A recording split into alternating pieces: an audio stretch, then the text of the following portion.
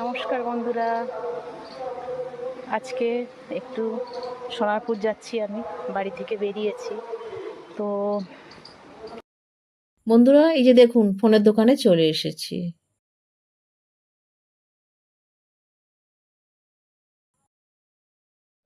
বন্ধুরা, এই যে ফোনটা নিয়েছি, আপনাদের দাদা দেখুন বক্সটা আনবক্সিং।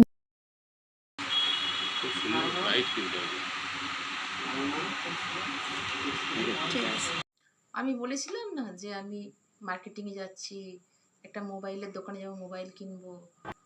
তো আমি কিনেছি একটা মোবাইল, তো আপনাদের সাথে শেয়ার করি।